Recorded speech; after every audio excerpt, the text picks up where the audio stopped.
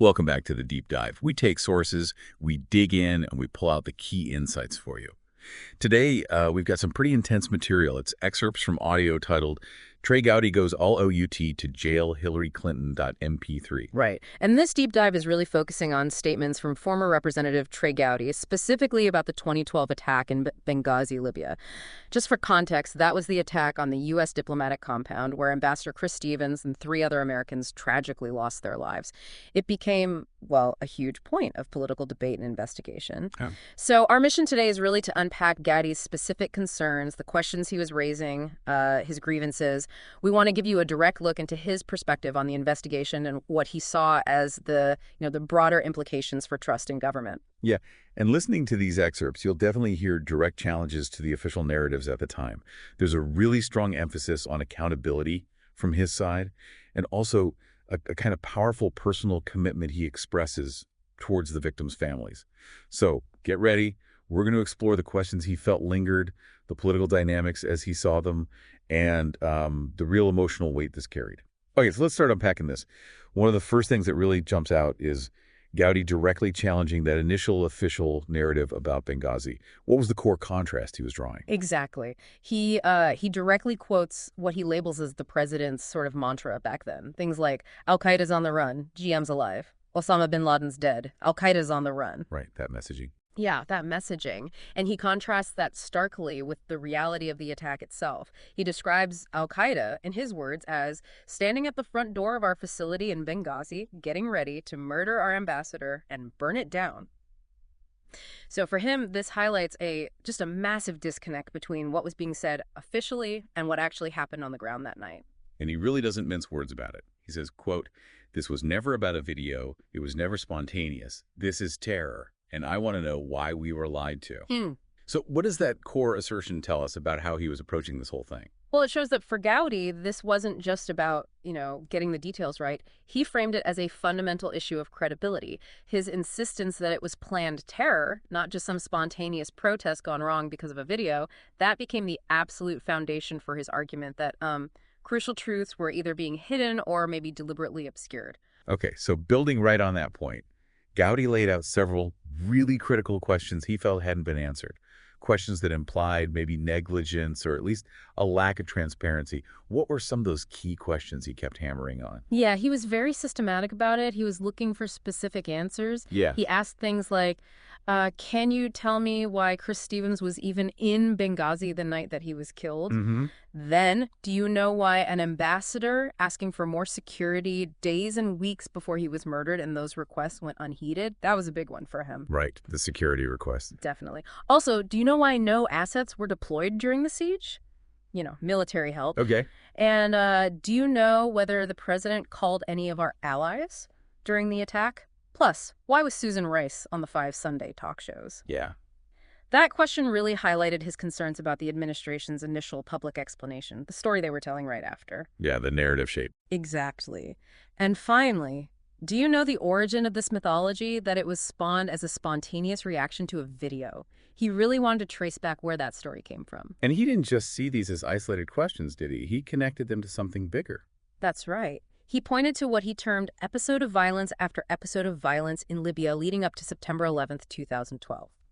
So his implication was that this wasn't just out of the blue. It suggested to him a systemic failure to see the signs, to recognize and respond to threats that were clearly escalating.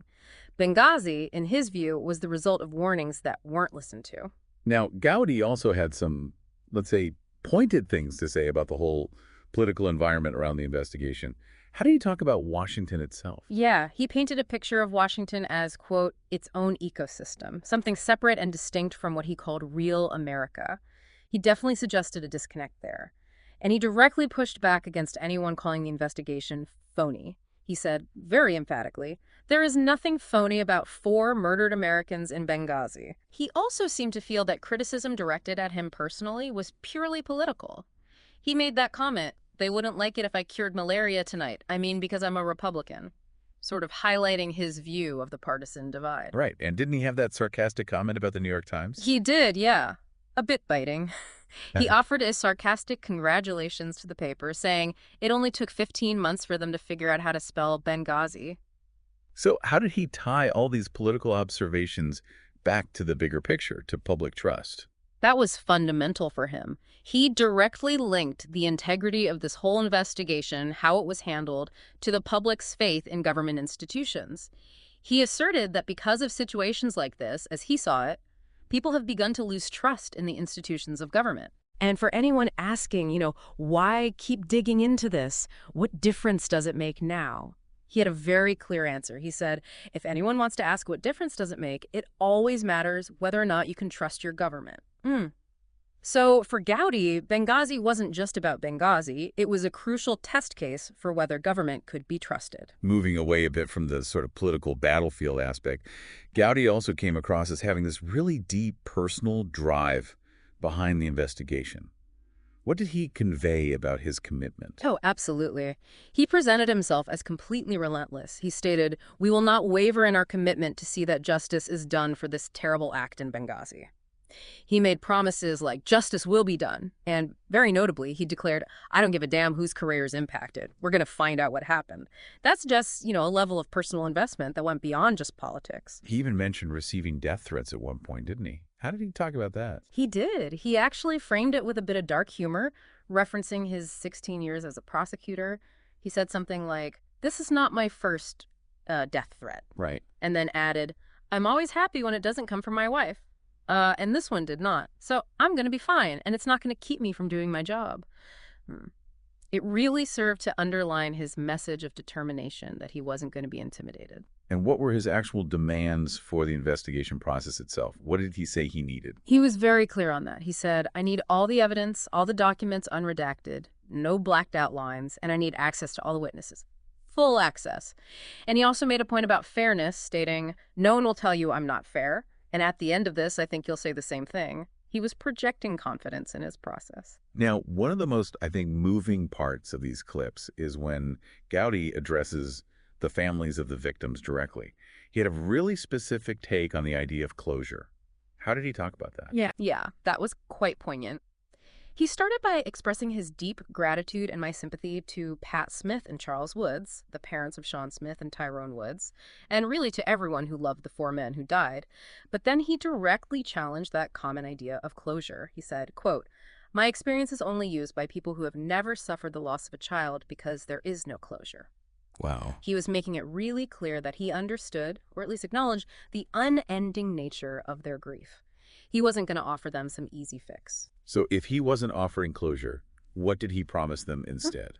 What could the investigation give them, in his view? He was very specific. He said, I can't offer you closure, but then what I hope we can offer you is the truth, facts, justice, and let you do with that what you need to do as you walk down that road we call grief.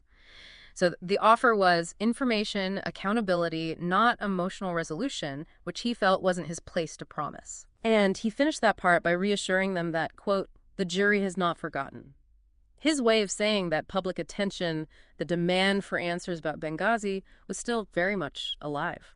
So we've just worked through some pretty complex details and, frankly, powerful emotions tied up in Trey Gowdy's statements about Benghazi. You've heard his perspective, that unwavering call for truth, the specific questions he had about what went down, and his really firm belief in the public's right to trust its government. Yeah, this deep dive definitely reveals a very focused viewpoint on accountability, and it shows the enduring impact that a tragedy like this can have on political conversation and on public faith. The theme running through all of Gowdy's statements here is really the profound importance he placed on official truthfulness, especially when American lives are lost overseas. So what does this all mean for you, listening right now?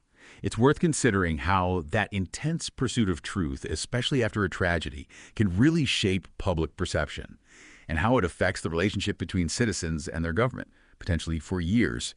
It leaves us with a question, I think. Beyond the specific headlines of Benghazi, what's the longer-term impact when it comes to our expectations of transparency and trust in our leaders? Something to think about.